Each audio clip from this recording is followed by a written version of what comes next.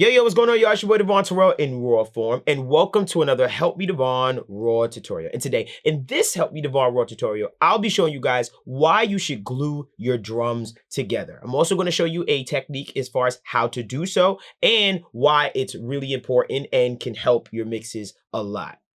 Now, first and foremost, let me show you the actual drums that we'll be using today. Listen close.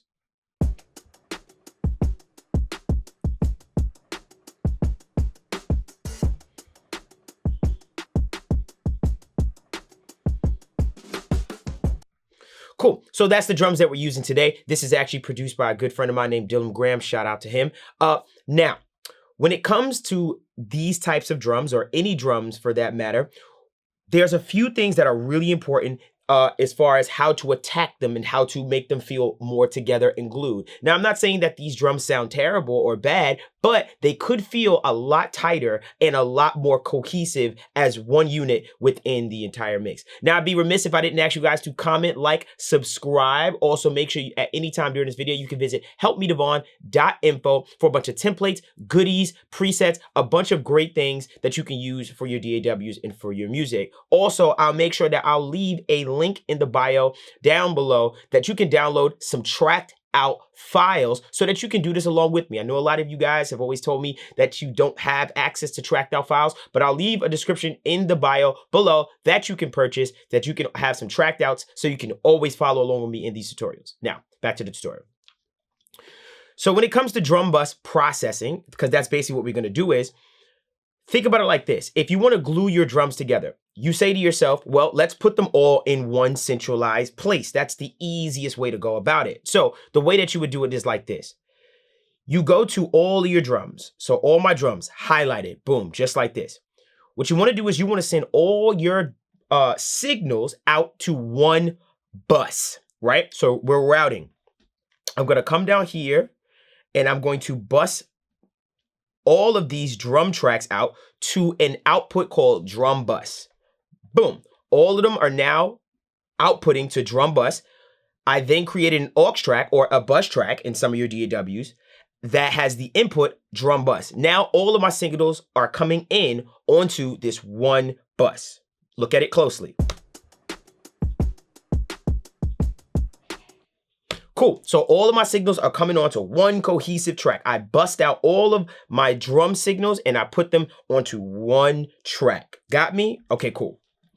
So now what this allows me to do is it allows me to affect the entire drum instruments, the entire drum section in its totality, which makes it a lot easier and easy for me just to slap plugins on. So first thing I do is this. First thing I'm going to do is I'm going to add some transient shaping, or the smack attack, for instance, one of my favorite plugins. What this transient shaper is going to do is it's going to bring out some more of those transients. So basically the hits. So the sound of the kick, it's going to bring that out a little more. The sound of the snare is going to bring that out a little more. The sound of the hi-hats and all of those little hits and instruments is going to bring those out a little bit more. Check out what this did. I'm going to bypass this back and forth without first.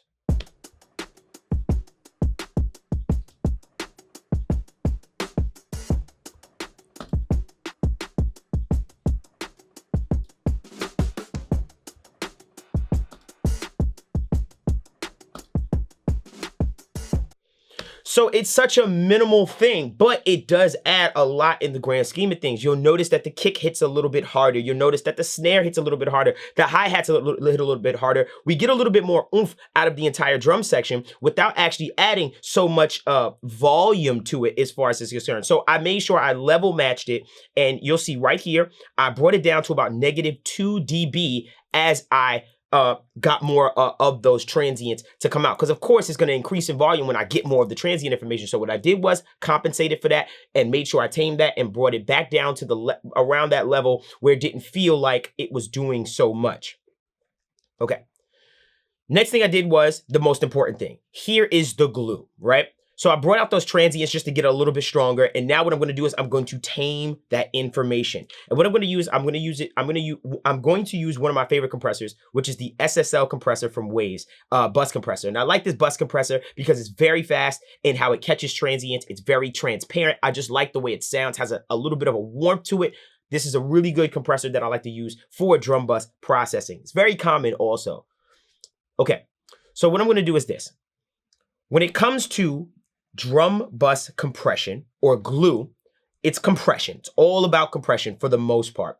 What I want to accomplish with this compressor is I want to control those transients a little bit more, and at the same time, bring out some more elements in the entire drum section. So I'm going to be kind of like bringing down the kick information a little bit, or compressing that kick information, thus allowing me to boost up a little bit more of the other information like the snare and the hi-hat. And that's going to feel more like glue, because now that let's say, for instance, this is more of the higher end information, hi-hats, snares, and this is my kick. What's going to happen is the compressor is going to get this kick. It's going to do this, compress.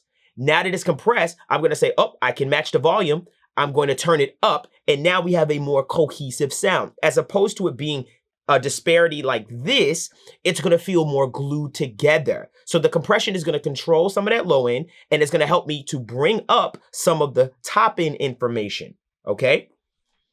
Now, what I'm going to do is I'm going to bypass this back and forth. Listen very closely. Remember, you don't want to do these big drastic moves. You want it to feel subtle and add up to a bigger picture. So I'm going to bypass this compressor back and forth. Check out what it does.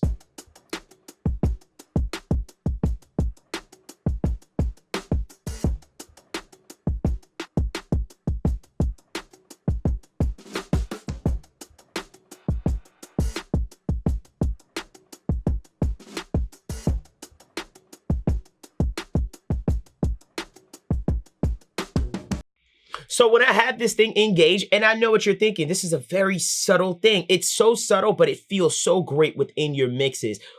What happened is you'll notice that the kick actually sounded like it felt a little bit more umphier, but at the same time, the snare and the hi-hat information was hitting harder. It felt like the drums were kind of pumping and dancing a little bit. When I had it disengaged, it kind of felt like something was missing, like there was some hole that it wasn't filling, and that's where this glue kind of comes into place. And now you have a tighter drum bus that feels amazing within your mix. And you're also saving yourself a little bit of headroom by actually compressing that kick information. And probably that will allow you to have louder mixes as well.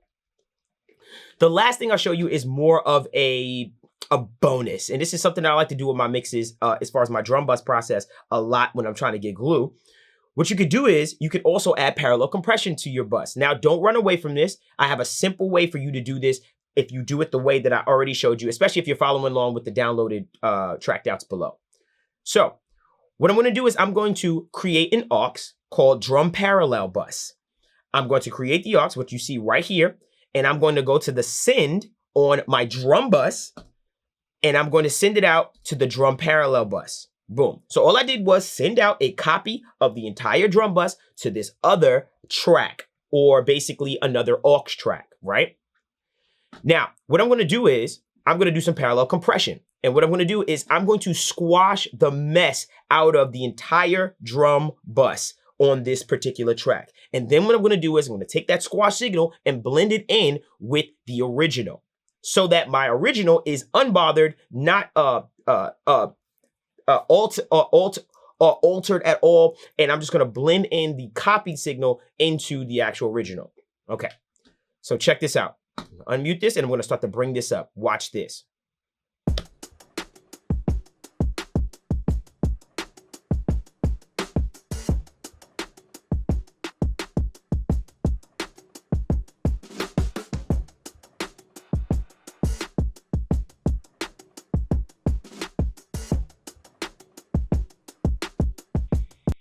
So it has more oomph. Everything just feels a lot bigger, tighter. It feels like when I don't have it engaged, like once again, it's feeling like it's missing something. And now I have a really tight, nice drum sound that when I put that in for the rest of my mixes, it's going to feel like the rhythm section is really on its own and in its independent kind of vibe. Now, all I did for that was I got the SSL compressor on it. Again, this is on the squash track, parallel track. And what I did was I squashed it to heck. I have it on the fastest attack. I have it on auto for my release, and I'm squashing it at a 10-to-1 ratio, as well as getting about 8 dB of gain reduction as far as that's concerned. So I'm squashing this thing to death and then blending that in with the original.